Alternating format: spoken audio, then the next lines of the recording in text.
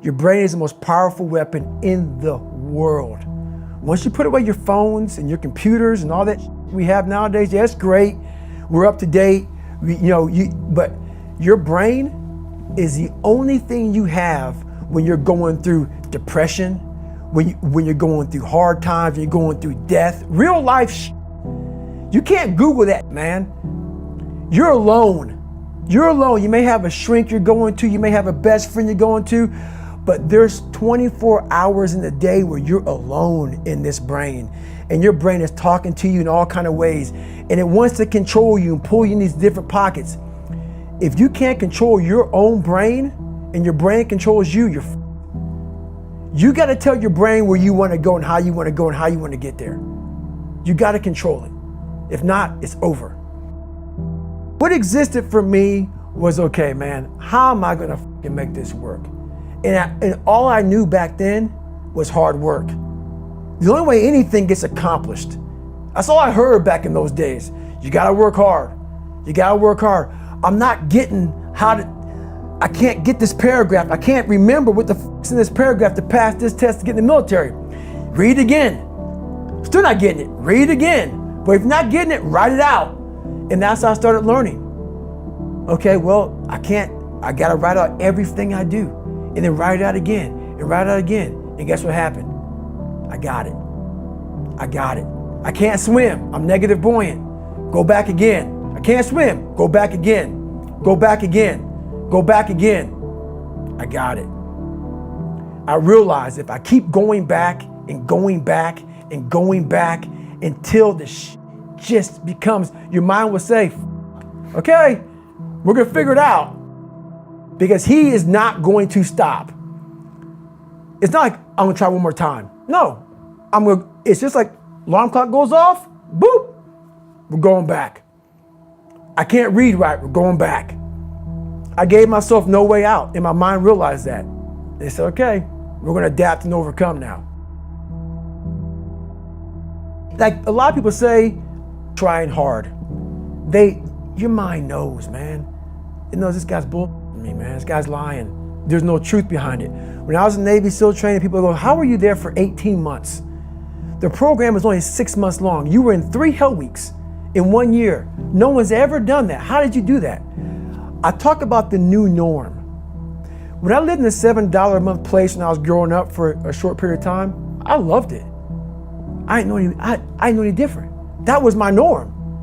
Once we moved out of that place, we moved to a $236 a month place. I was like, I never want to go back to that little piece of shit. But if you go back to that $7 a month place and you realize this is where I live, this is all I got, your mind says, roger that, this is home. So when I was going through Navy SEAL training for 18 months and going back through all the hard parts over and over again, I told myself after the first time, I knew it was gonna be a long journey there. My body was breaking down. It was just how it was going on. I said, you know what? This is my new norm. So my mind said, it's like going to work. Like you go to work, you put your suit and tie on. I go into suffering every day. Every day, suffering, being broken, duct taping my feet up, stress fractures, shin splints, being broken. This is my new norm. And your mind says, if we're not broken, this ain't normal. We gotta be broken. So then your mind starts to get tougher and tougher and more callous. People go, how did you run on broken feet? Broken shins. My mind knew this is how we operate. We're in Navy SEAL training. This is what we are. I became hell. And that became my new norm. I gave myself no way out. There was nothing outside these walls of hell. Nothing. I love God, but for a short period of time, I became the devil because that was hell. I became the boss, the owner, the CEO of Navy SEAL training. That was my mindset. And that's how you get through things. You immerse yourself in wherever it is, and you become that. You become that and give yourself no way out. When I was 297 pounds and I was fat as hell trying to be a Navy SEAL, the scariest thing in the world to me, even to this day, was that could have been the rest of my life. I thought then I was trying hard. That's the scariest thing in the world. I thought then 297 pound, working for Ecolab, spraying for cockroaches, making $1,000 a month. I thought that was me at my 100% potential. Come to find out, a few years later, I wasn't anywhere near that. 106 pounds less, graduate Navy SEAL training, went on to do all these other things. Looking back on that, that was me trying hard. That's why people gotta understand, what is in us, we have no idea until we start trying hard. And I mean really trying hard, where you're obsessed with, hey, this is my new norm. My new norm is that, wow, this isn't always fun. It's not always meant to be fun. And that's when you know you're trying hard. People hear my story and think this guy is sadistic. I realized how the brain works. I figured out how the brain works. I'm a scared kid, and that's what gives me so much power.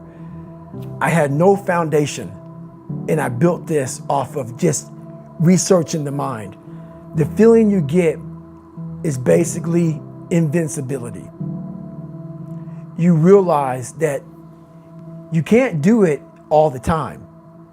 When you need to do it, I know I can go to a place that I can live in. And when you know that you can run on broken legs and you can do certain things that a lot of people can do, but they're not willing to do, this power, this sympathetic nervous system of fight or flight, and you're fighting, it gives you this charge of energy of when you're sitting there at 3:30, 4 o'clock in the morning and you're duct taping your feet up because they're broken, and you're doing it by yourself, and you're going through arguably one of the hardest training in the world.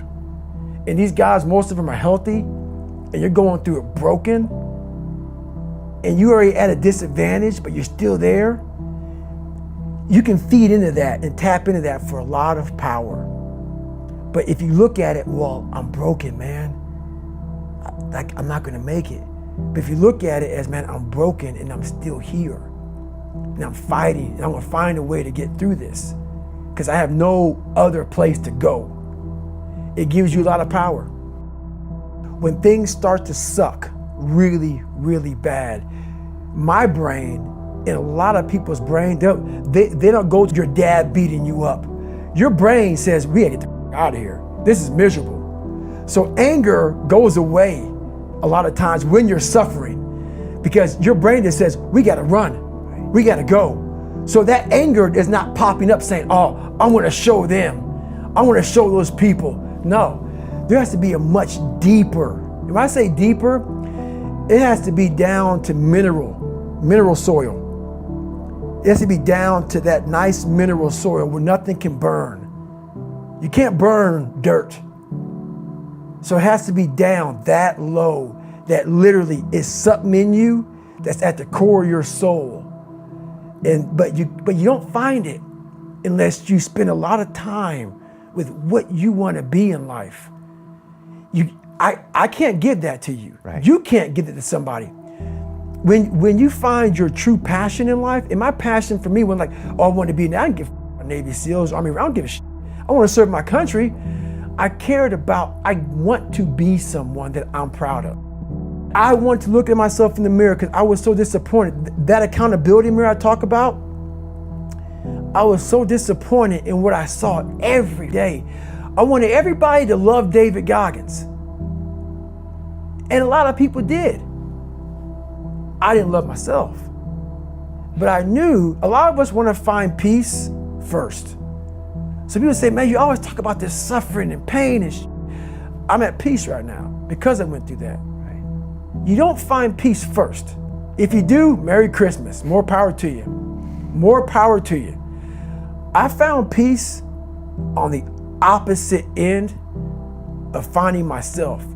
And no one really finds themselves without going through trials, tribulations, suffering, accountability. And accountability is suffering. Being accountable every day for doing right for yourself, for the people next to you, it's miserable. It's hard. So, even the smallest details.